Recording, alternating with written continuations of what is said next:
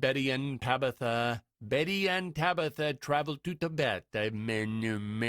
Okay, I'm all warmed up and ready to go when you are, Patrick. All right, we're going to start the commentary track now.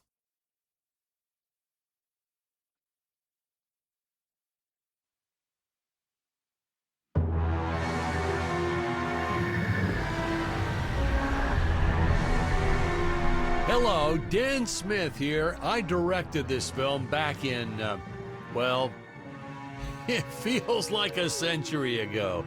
Yeah. The studio asked me to provide a commentary track for the DVD release. And wham! Straight into the action. No fluff or anything. That's what we did back then. Crash-landed ship. Out pops our hero, the fearless Dick Starspeed.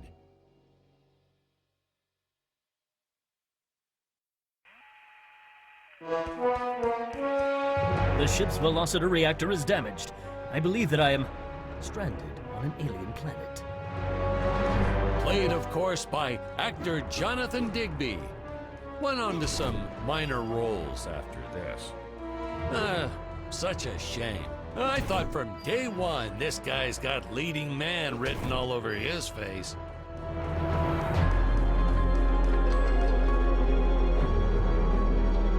Greetings, citizens of Gravoria. I am Dick Starspeed, and I come in peace. Probably shouldn't have had Dick draw his weapon when he was talking about peas. Well, maybe one day we'll go back and CG it into a sandwich or something instead. Ha! Just kidding. This is what people pay to see. A no-name middle-aged B-list actor duking it out with stuntmen in costumes. Such stunning choreography. Now, the extras in those robot suits really knew how to take a punch. Oh, literally. I told Jonathan not to hold back. Give it all to him. Kick him in the nuts and bolts. And I know what you're thinking, but don't worry. We handled it responsibly. We made them all sign waivers not to sue for injuries.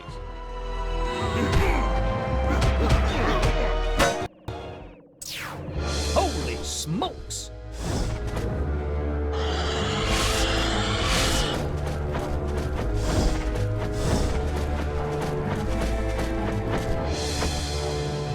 If I land squarely on that grain silo, I should survive this fall unscathed. I shouldn't say this now, but you could actually see the strings if you squinted hard enough. A screenwriting trick from back in the old days. You put a grain silo or some haystacks down and it solves all your gravity-related problems.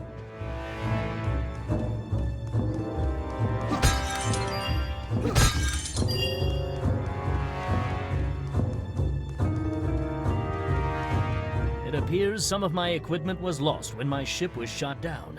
But what luck! This high-tech scanner reports that my ray gun is nearby.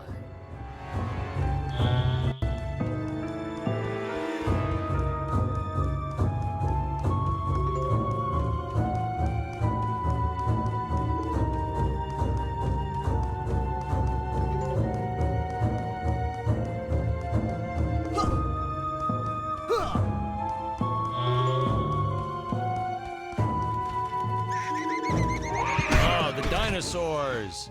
You just don't see quality stop motion like this anymore, do you? Someone actually sat there and moved them, frame by frame. Today, it'd be done with computers, but where's the artistry in that?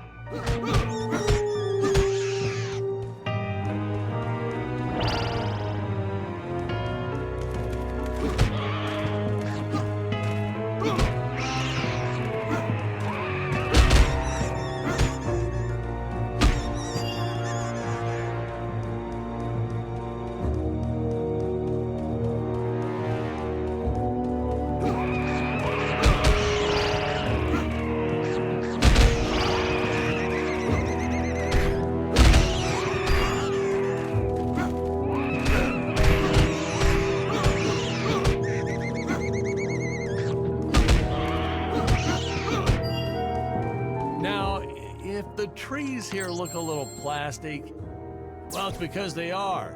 I took them from the set of my last film, Vampire Island 2. We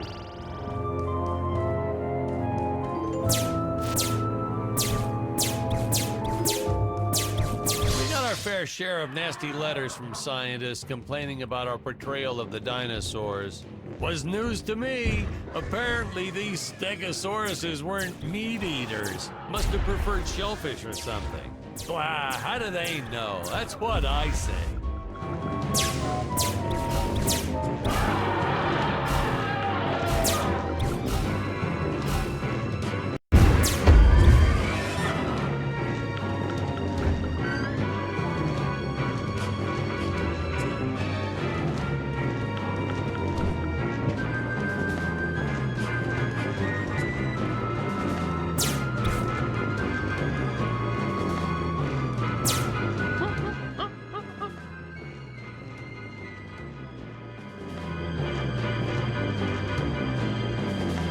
As usual, the local population is defenseless. That's where our hero steps in and saves the day.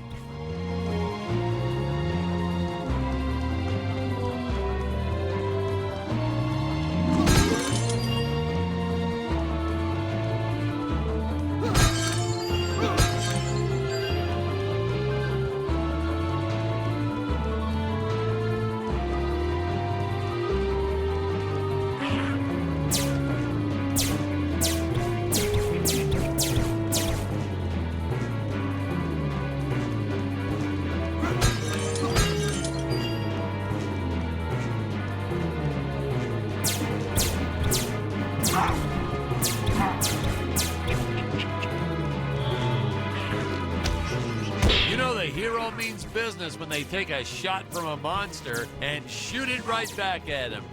In my professional opinion, that is the coolest of the cool. Hey, Patrick, throw something at me real quick. What? I'm sorry, sir, but I don't think that would be appropriate. You're no fun. We put Jonathan through a lot shooting this film. He wasn't the best actor, especially when reacting to getting hit. He's what you call a flincher. So I told the stuntman to really just go to town on him. How It's the curious. only way to They get an resolved honest into what appears to performance be sometimes. Gold. Our props master tried to make the weapons soft, but there's only so much you can do. Lucky for us, Dick's entire body was covered in that spacesuit. That thing was a lifesaver when it came to hiding bruises. You'll notice the gold disappears when Dick touches it. We had a deleted scene that explained he's actually teleporting it back to his ship. It's funny, no one ever questioned how Dick was able to walk around with an infinite amount of gold on him. We had to redo these shots. Our first attempt was kind of a disaster. We tried using real apes, thought it'd cut down on the costume budget a bit. But have you ever tried working with apes? They are the worst actors ever. They don't sit still for a moment, and the second you take your eyes off of them, they're flinging their feces all over the place. Jonathan refused to work with them after he got, well, let's just say that he had to take more than a couple of showers one day. You know, you never forget the smell of monkey poo. We steam cleaned the studio top to bottom. Still never got rid of it entirely. All through the rest of the shot, we kept finding those little surprises hiding inside various props. Boy, were those the days.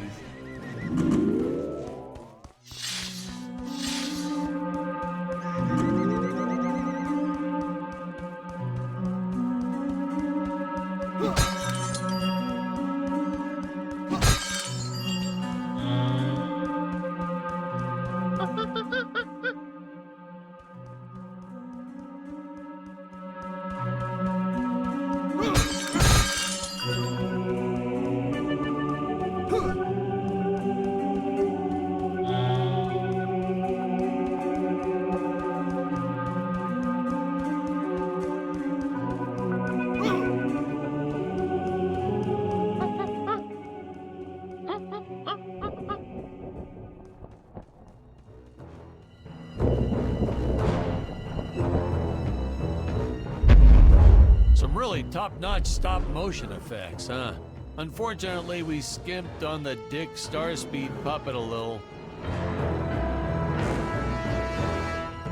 The Earthman is not for you to eat, fiend! Well, this was groundbreaking. We had the woman rescuing the man for once. We were really ahead of our time with this scene, but well, then again, I've always been a bit progressive. The studio exec didn't seem to get why it was such a big deal, though. Sorry, we don't see this as anything unusual. Ha! Of course! It's unusual! A woman would never save the man. It just doesn't happen. Not in the movies, not in real life. I don't know why we didn't get more recognition for this scene. I guess I was just a little too ahead of my time.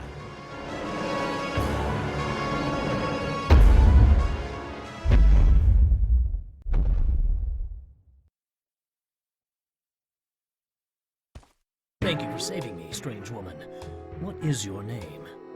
I am the magnificent Scarlet Nova. Do not question my motives. Just be happy that you are still alive. I must speak with my father at once. I shall teleport to his chambers.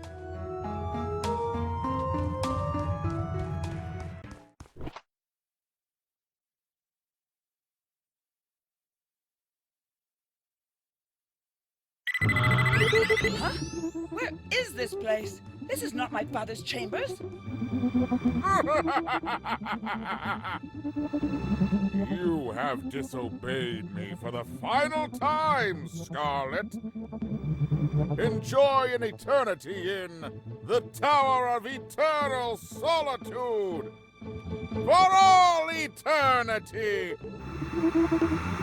Ha! The old fool did not notice I am wearing my jetpack.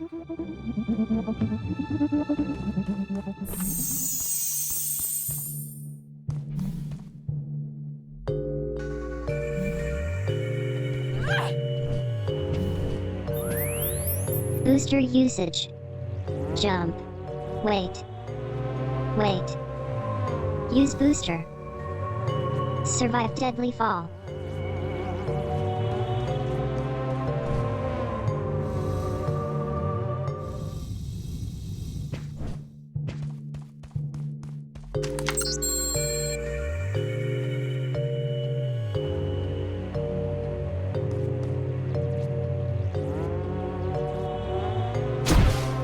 Scarlet didn't quite realize she needed to shoot those energy orbs down below.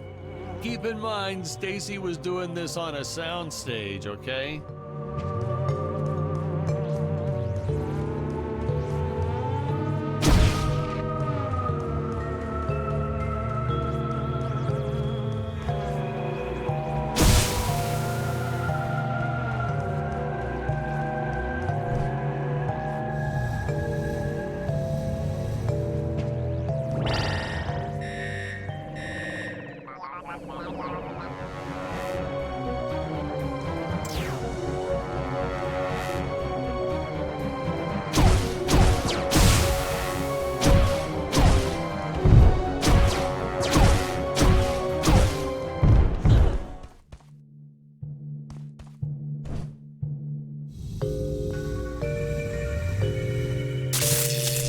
The energy imps.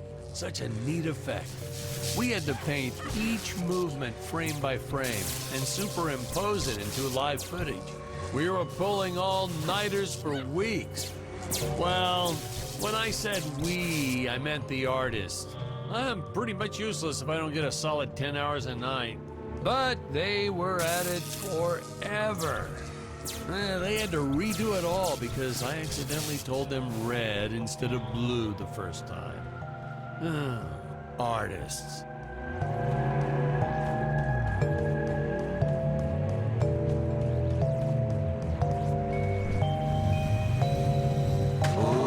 Ooh, the fearless sea monster, always patrolling the shore, eagerly awaiting for his next meal.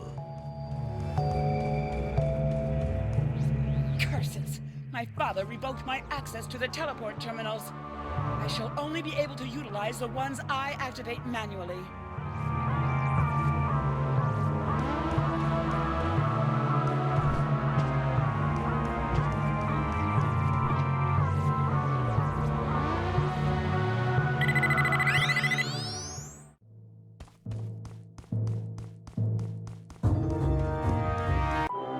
Ah, I knew you would return.